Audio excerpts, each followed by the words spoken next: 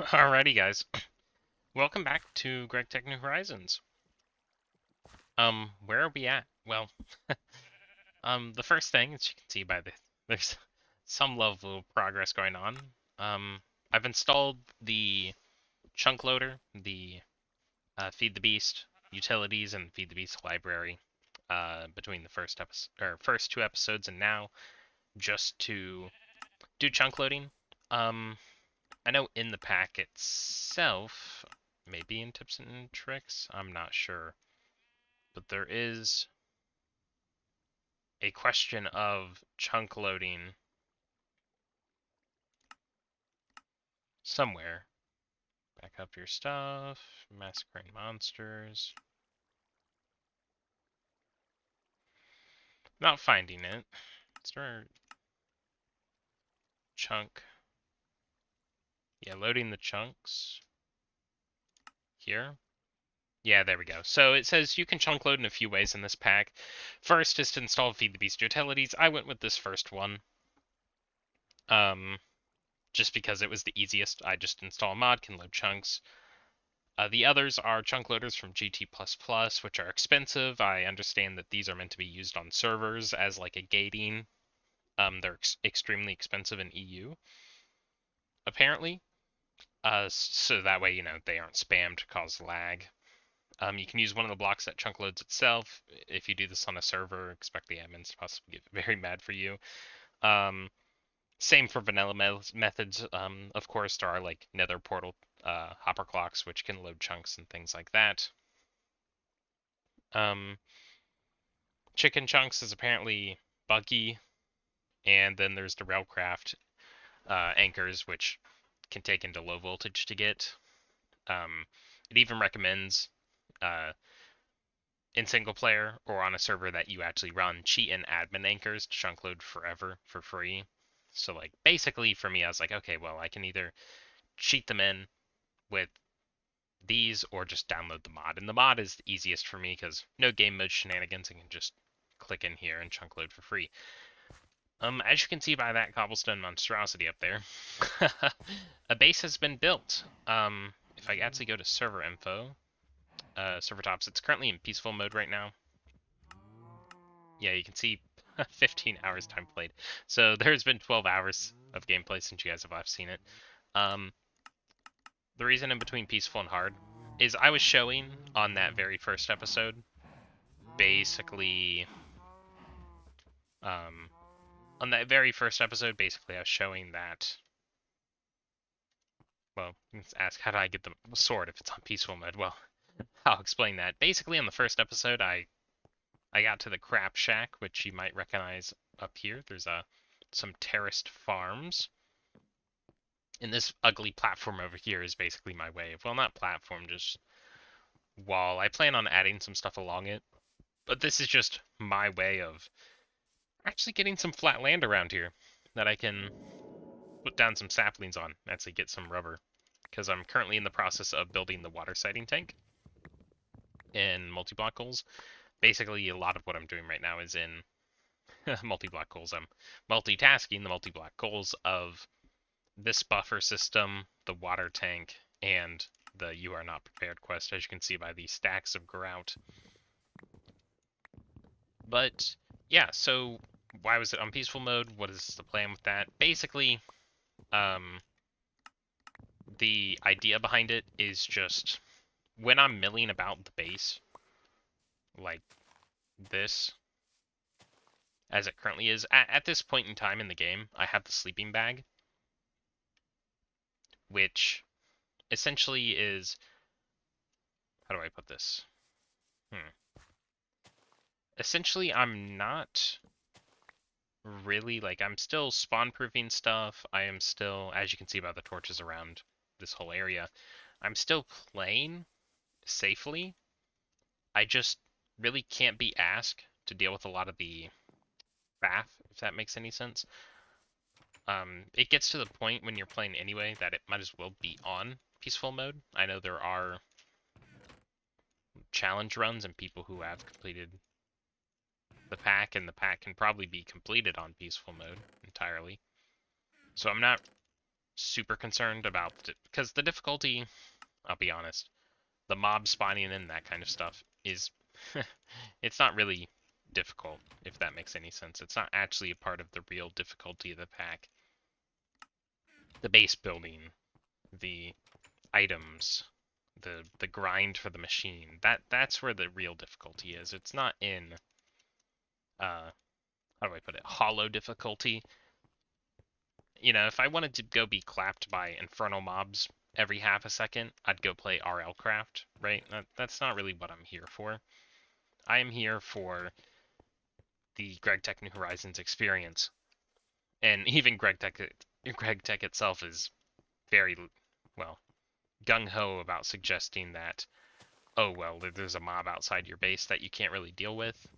Might as well just, you know, cheat in those, cheat in the Sword of the Cosmos and go kill it, right? Which I'm not saying that offhandedly as talking down to doing sorts of that sort of act, but more as me recognizing that, hey, listen, um, there's really no point in us unnecessary pain, right? Gregtech New Horizons is a game that's about fun, and it really is.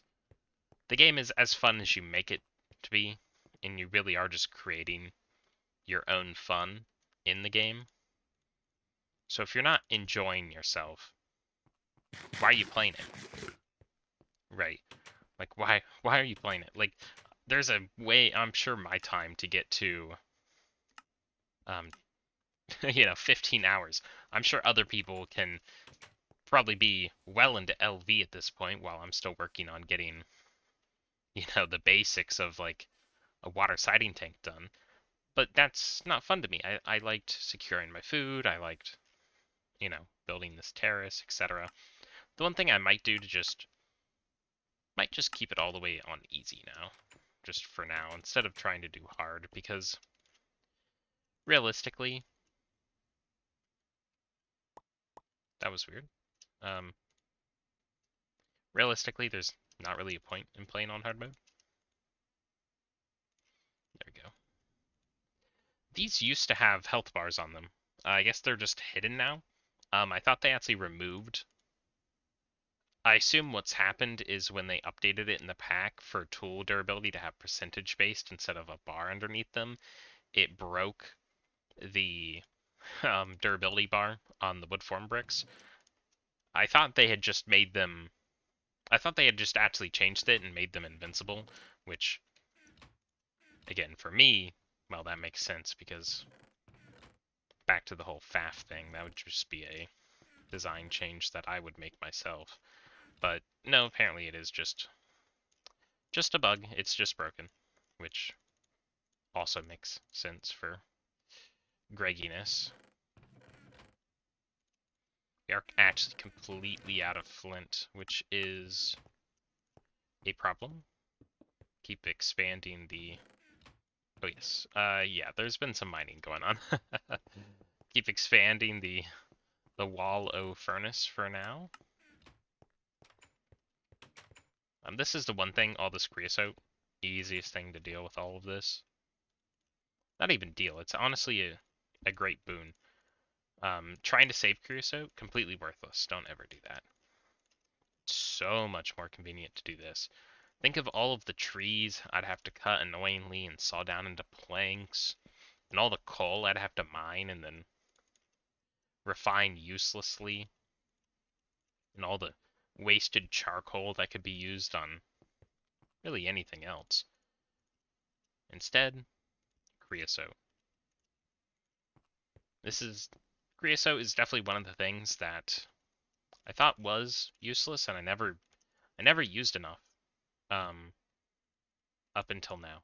I really didn't. It was very much a completely underused resource in the game. I tragically underused creosote oil. It would always set, and I'd always break my coke ovens to avoid it entirely. I would just... And looking back on it, I'm like, man, What a waste, right? Like, look at all of this. So many items can be smelted for literally for free.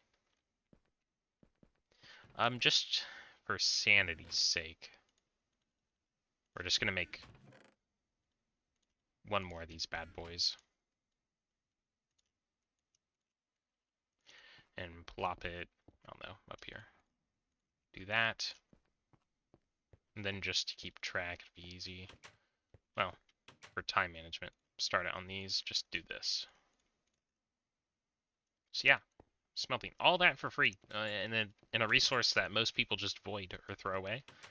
Uh, Extremely useful, creosote is. So at the map, um, back at that food episode we talked, that lake has been completely drained to make all this grout. Um, hmm. No, that isn't my mine. Okay, so I was like, is that my mine? Did I do that? No, no. I think there actually is a spawner here. I think that is actually just a spawner. Um, so the map got borked. Essentially in between episode 2 and episode 3, which is this one. What happened? Well, basically, I backed up the world, and thankfully I did, because when I just added a 1.7.10 version of Feed the Beast utilities and Feed the Beast library, it broke the instance completely. I could not fix it. It just completely broke everything. So I went to a complete backup of the instance and used a March version, like backup of Feed the Beast utilities in library, which I'd used in previous playthroughs way before this. So 7 months ago, dug through the recesses of the downloads folder in my computer to find those, slapped it into the backup, and it actually worked. This world, the player data saved, everything saved. The only thing that didn't save is the map gen, which is back towards that episode 1 discussion of how to actually go in and delete your map, because your map for Journey Map is actually saved in a different folder to your player data, which is a boon and a curse at once. Because if you're not proactive with it, it's a curse. Because obviously you lose your map data. Like we lost our journey of starting up here, like we can't even see spawn, and then the village, and then wandering around the mountain to that cool spawner, and then down through the valley over to, well, actually it would be way further up of like spawn here, here, fungal forest, cross the river through the Skeld, seeing this cool place and coming over here. We lost all that, all that. I still remember where that stuff is in the back of my mind, and we really won't be going back there anytime in the future because there is no purpose. Um, Really, the only exploration type thing in the overworld that's needed anytime in the future is probably adventuring off this direction, this direction, and this direction, in the hopes of finding a roguelike dungeon, and that will be for the bricks. To mine up all of the bricks for the bricked blast furnace, getting hundreds upon hundreds of bricks, because dealing with the lack of steel in every single playthrough I've done of Gregtech New Horizons, I will more than likely just be going to make the 2x2 wall shared for the total of 4 bricked blast furnaces straight off the bat, because I can't be bothered. But yeah. Oh, well, we're in a cave now, technically, since we've lost our thing. But yeah, the farms have been done. There's been mining going on. As you can see by this resource map, though, we still haven't found redstone, which is very annoying. We found oil sands, salts, we found tin, coal, iron, gold, copper. Even we found lapis for, you know, well, lapis, but mainly calcite for bricked blast furnace. And then also, what else for the bricked blast furnace?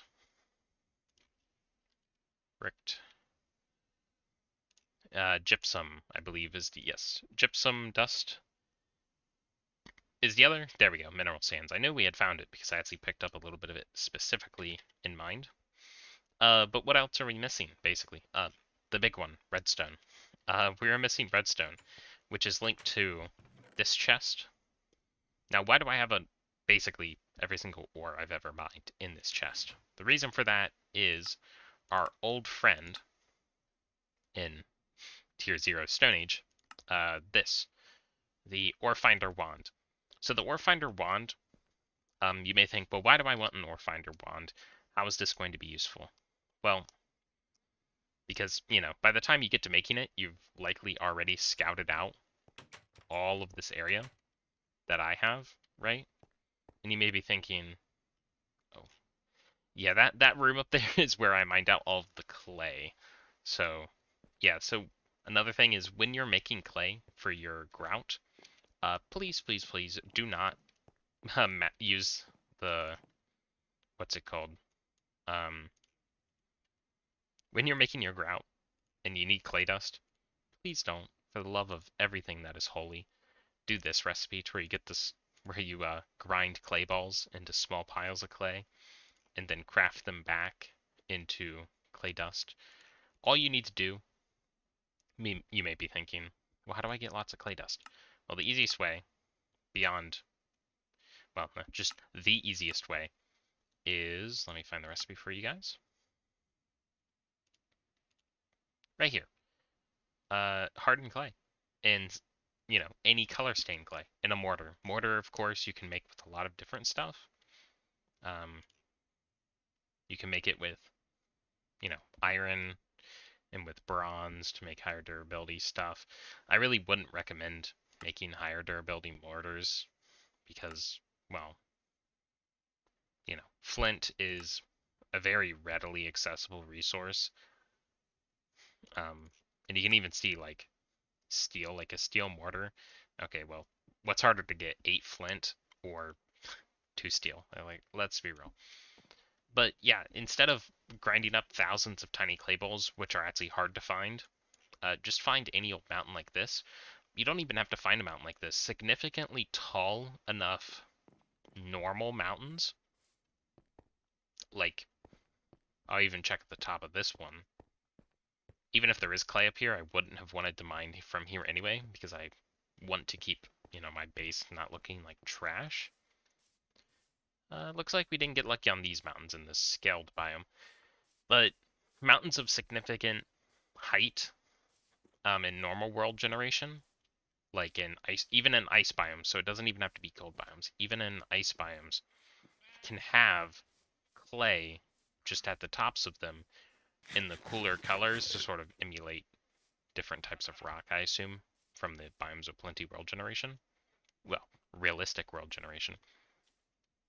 But yeah, so just use mortars on that. Don't make yourself and make myself like cry and retroactively of the memory of me doing that the first time and having others fall down my idiotic path. So why is the Ore Finder wand good? Before I lose track again.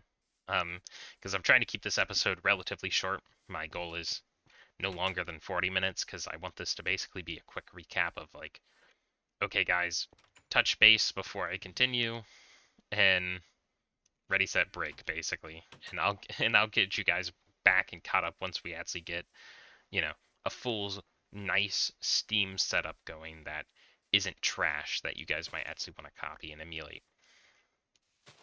So why is the Ore Finder wand good? Well, the Ore Finder wand is good for the simple reason of if you ever need to find new types of that ore, it's great, and it helps map out similar types of ore and speeds up the collection of previous types of ore. In the terms of eventually well, not eventually, inevitably, the ore vein you're mining for your favorite source of copper or your favorite source of tin or whatever will run out. It's not an if, but it is a when, and it will happen multiple times.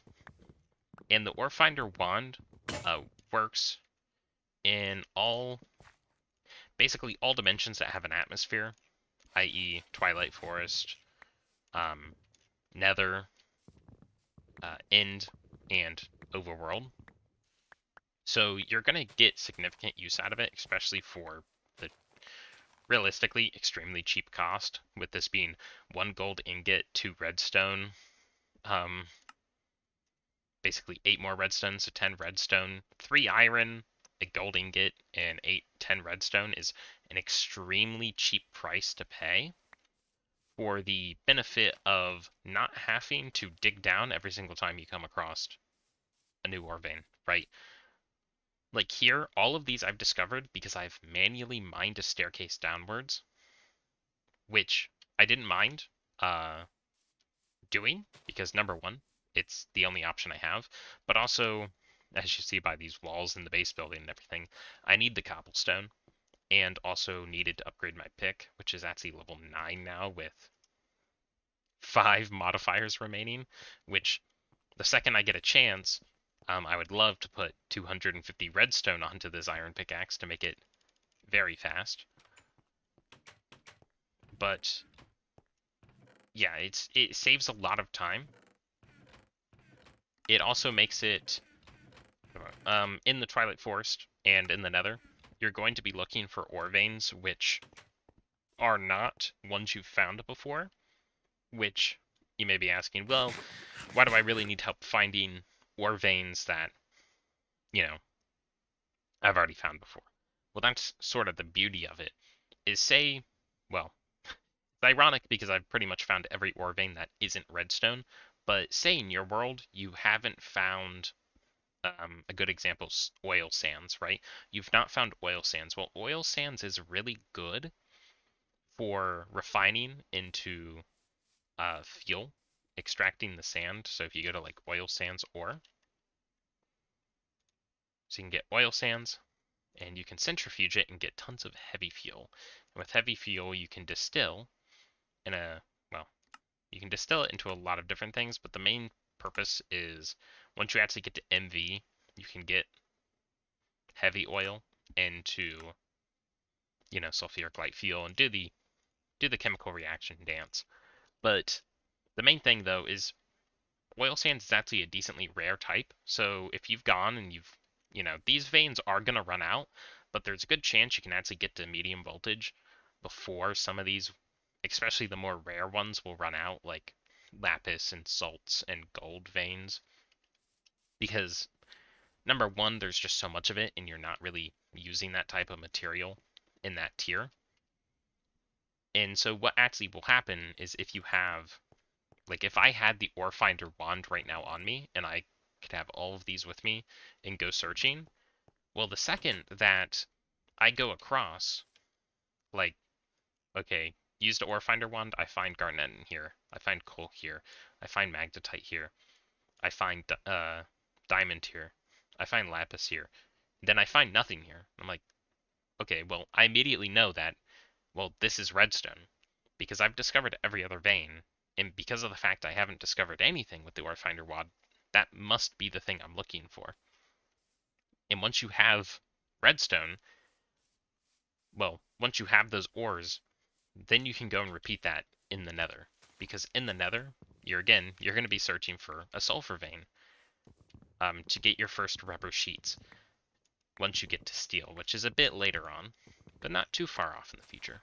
But once you get to needing sulfur, well, you'll know, okay, well, this isn't copper, this isn't iron, it's not redstone, it's not anything I've discovered before. Well, that must mean, by process of elimination, that this is the sulfur vein I've been looking for. It has to be. Because if it's not every other type of ore possible, then it has to be exactly the one I'm looking for. And you can discover that on the fly. You don't have to spend what is essentially, well, 4 to 6 minutes digging down, or in the nether it becomes worse because ore veins can be located above and below you. So in the nether, especially with the hostile terrain, could be maybe even 10 minutes to fully clear a chunk and find the actual ore vein. So the process of elimination of just eliminating, okay, well, I've discovered magnetite in this chunk. Okay, well, that's 10 minutes of work just instantly gone, which makes it all worth it. So we're here collecting a bit more of the sticky resin.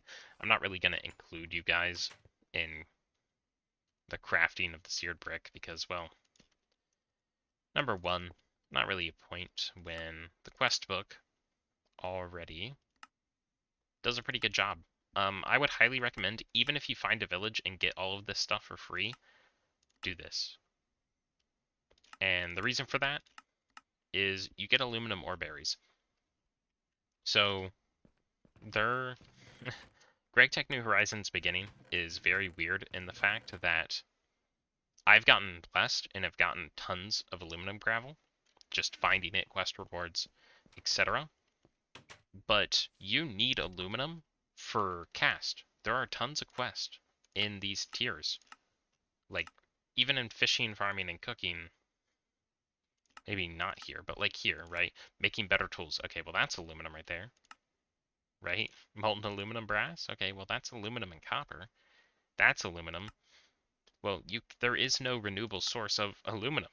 You use as little as possible. You can get aluminum ore berries to plant from quest rewards or buy them from the coins tab, and that's it.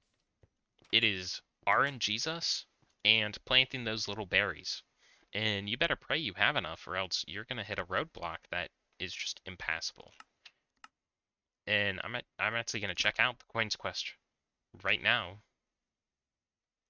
for aluminum. Is it even here? Did the cow quest?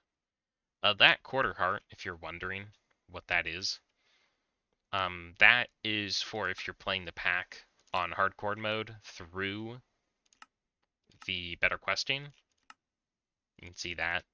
The 3 lives. Basically, if you're playing with a party and you're playing hardcore mode, um, you can like have lives done through the quest book. I know Ghostpedia is doing it, but I would highly recommend not playing Gregtech New Horizons on hardcore mode, for the simple reason that, well, how do I put this? 9 times, it's just extra faff, because 9 times out of 10 when you die, it's not going to be. But yeah, I'm not seeing the coins tab for the ore berries, so it must be unlocked later on. But yeah, like hardcore mode, I wouldn't. Oh, there's the heart. Yeah, better questing heart, which makes an extra life. That's all it's for. I mean, this is just straight garbage. But yeah, I really wouldn't recommend. Well, how do I put this?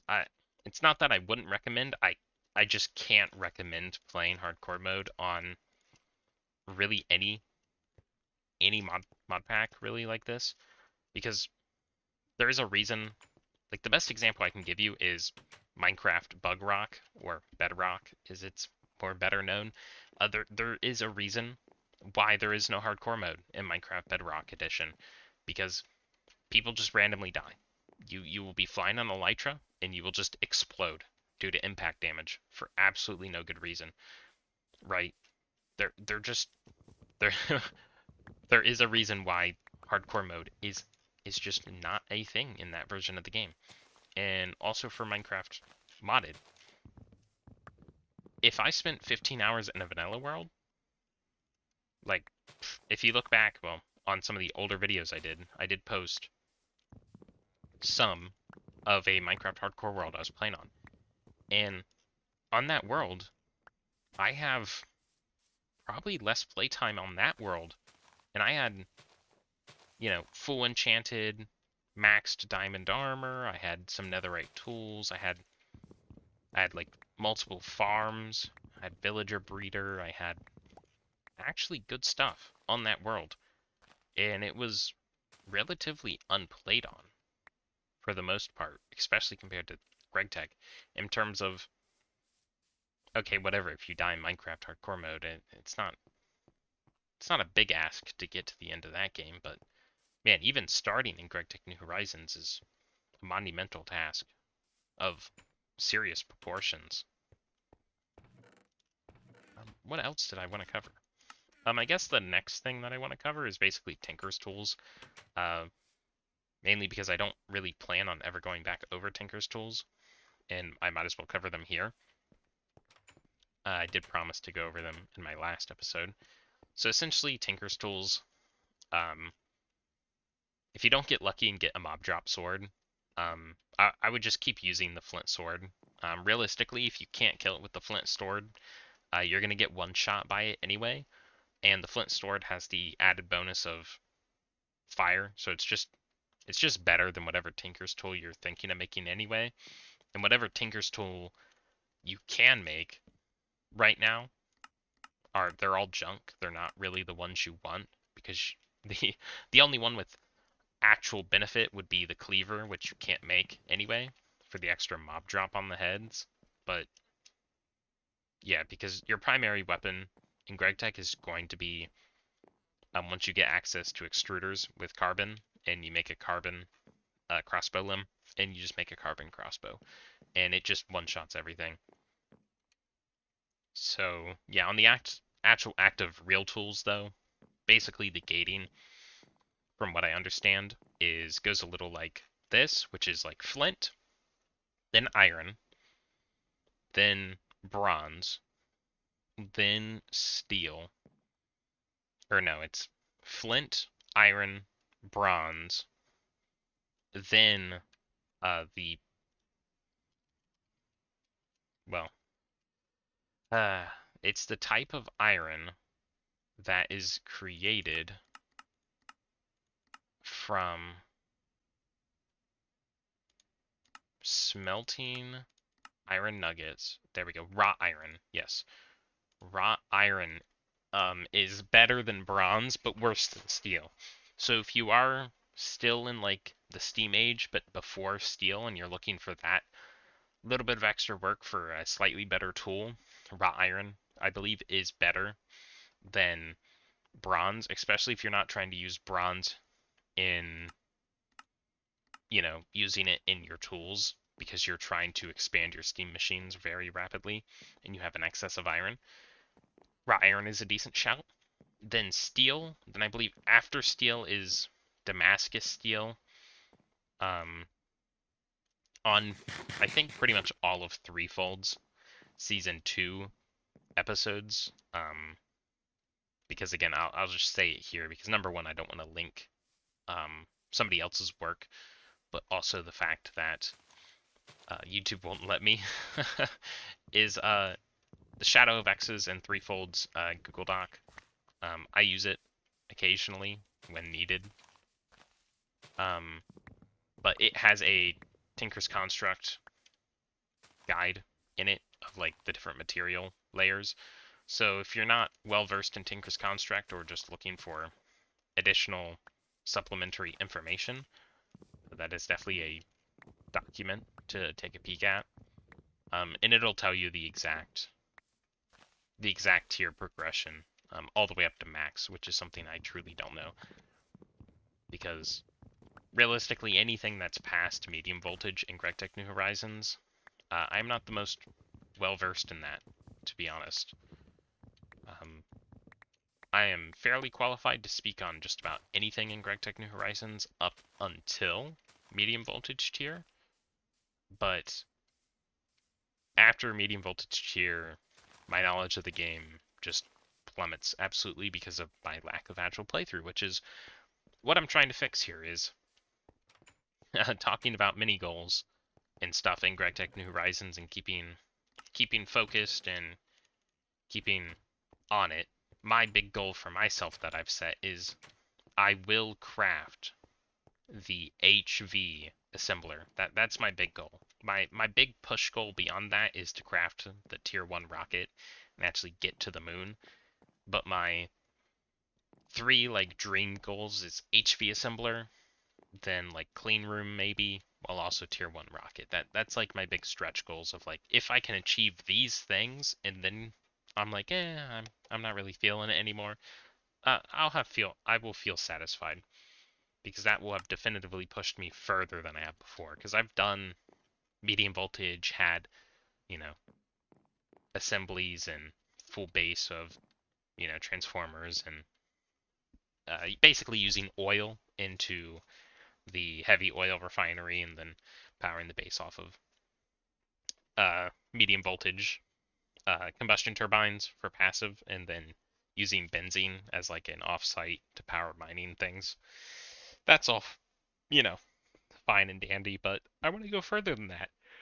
I want to do things differently. I want to do things go further than that. I want to do I want to do, dooby dooby doo. Actually do do things I haven't done before in this game. In this base, I'm very happy with is a sign of that. I will say the number one thing in Gregtech New Horizons that is important to not getting burnt out is actually a tip from. It's a tip I expressed very much so in the first couple of episodes, the first two episodes, but also a tip that Threefold put very well in his earlier episodes of the season 2 base. For him was, if you don't like something, change it immediately, which is a very cut and dry version of the advice. I would definitely, it puts what I'm trying to express into words very cleanly. If you don't like something, change it immediately. Not off in the future, not whenever, immediately. If you don't like something, just change it, because that really is what it's all about. If you really don't like something, just change it immediately. Don't wait for anyone else. Just change it now, because now is the best time. I say like putting stuff off is decent. Like, good example, seared bricks. I didn't rush the smeltery.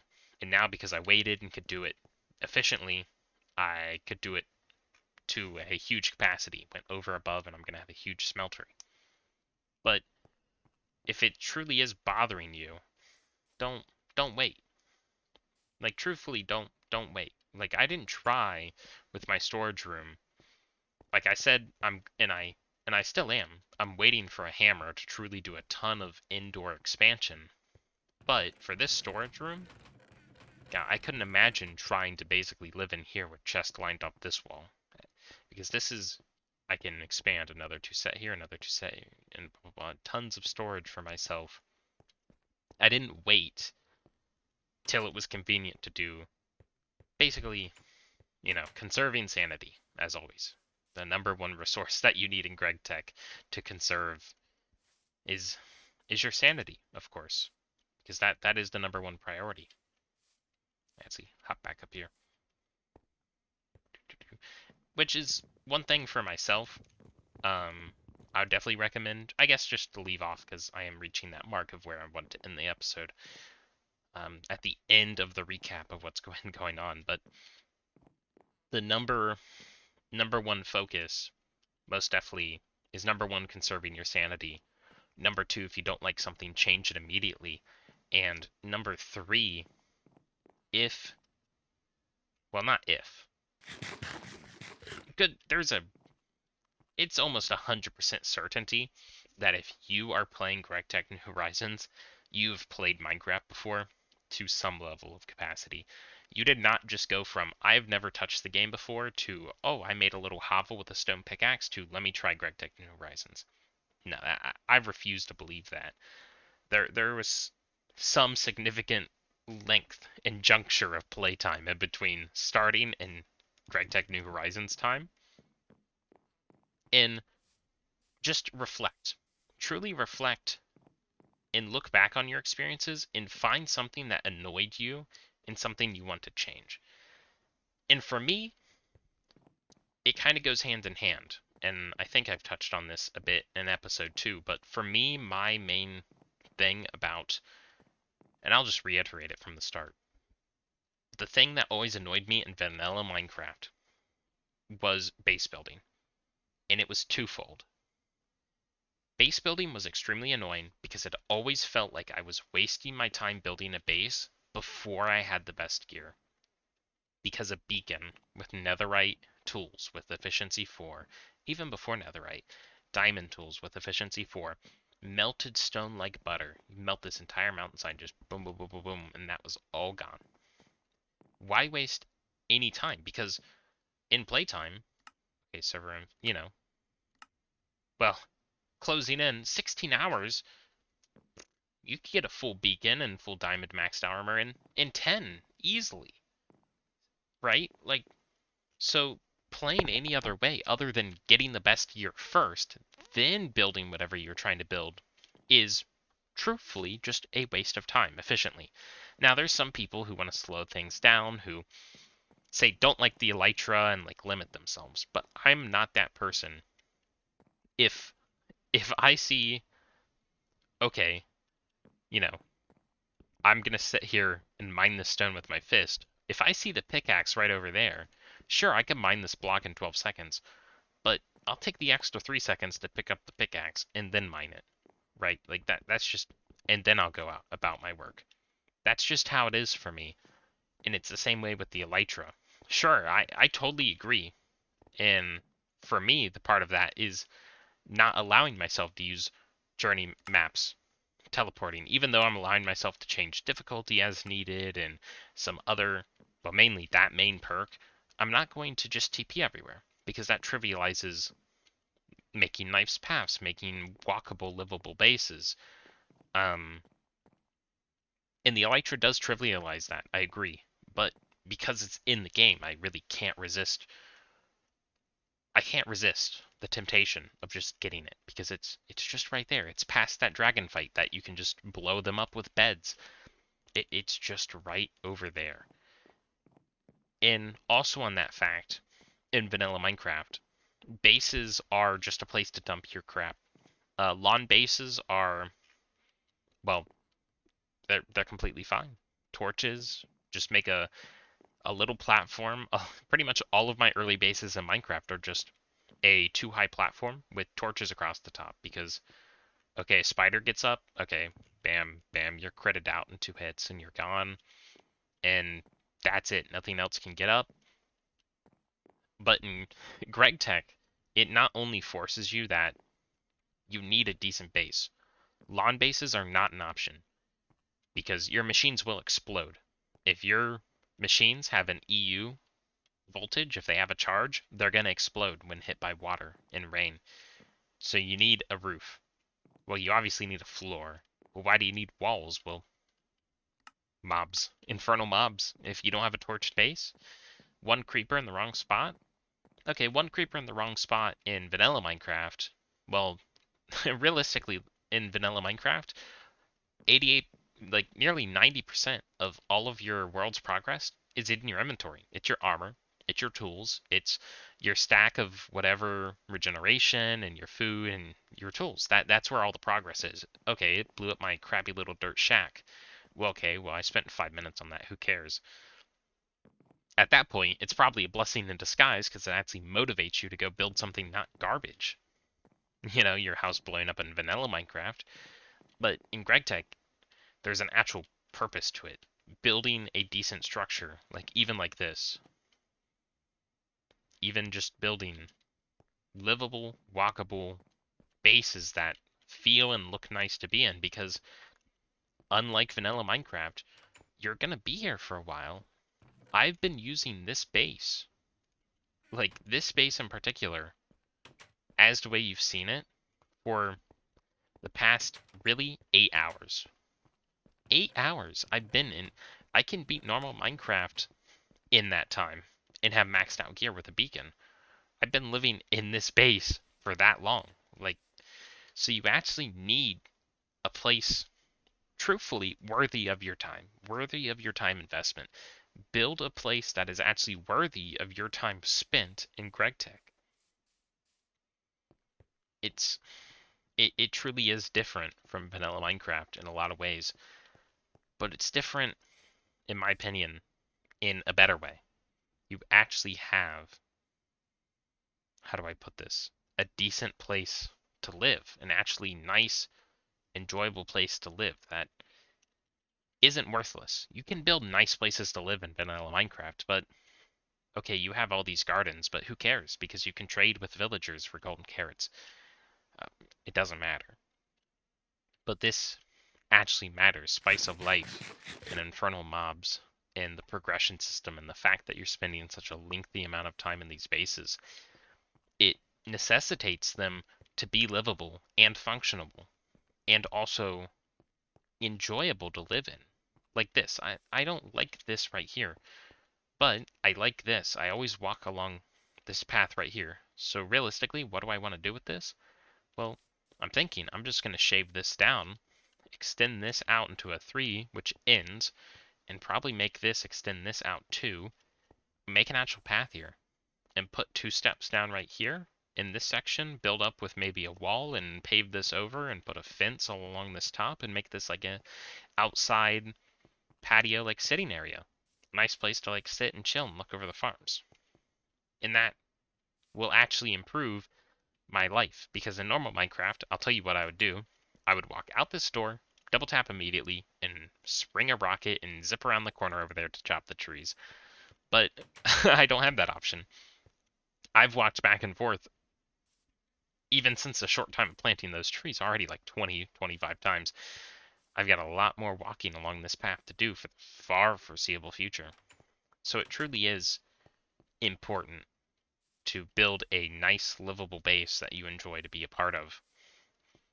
So back to the three the 3 tips is of this episode really is number 1, if you don't like something, change it immediately. Number 2 is the livable base. Actually build some place worthy, and I'd say that's easily the best way I've used to describe it this whole time is build a place worthy of your time. You are not a pig. You are not an animal. You are a human being who is going to spend really days, actual real life days in this world and playing in this base. Just as you don't in real life sit in your own filth and trash and rubble of like scraps. You take showers, you use the restroom, you do not roll around in your own fecal matter. So why are you subjecting yourself to that mental torture in game?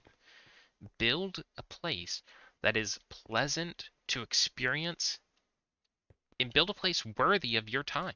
Build a place worthy of your time. And that's truly the biggest takeaway I want you guys to have from this episode, if not anything else. Truthfully, build a place worth your own time. Don't live in a pile of trash. Alright, guys. I'll bring you back on this as I watch the sun rise on this very grateful day. I I just want to leave you guys right here. I'll probably bring you guys back once I have a full Steam setup and I can show you guys how that works, my thought process behind it, and the base design going into it. And then after Steam, probably the next junction will be, steel setup, and then after steel might be, circuit crafting. I really only want to bring you guys back for, well, quite frankly put, the first 2 episodes were 3 hours, and I'm now at 16 hours. This has been 13 hours of just base building, collection, resource management, living in this world, actually enjoying myself. And it really hasn't felt like that long, and that's the important part. It did not feel like a grind because I took my time and built a world worthy of it. It's not taken from me. It's it's a give. It's a give and give. It's not a give and take. It truly is a give and give. I give my time and dedication and thought to this world, and in return, it provides like meaningful experiences if I give it the time and dedication. And as I treat the world not as something to be grinded and I don't treat it like trash, it in turn is shaped and it does not treat me like trash. So that's where I'll leave you guys on this episode, and I hope to see you in the next one.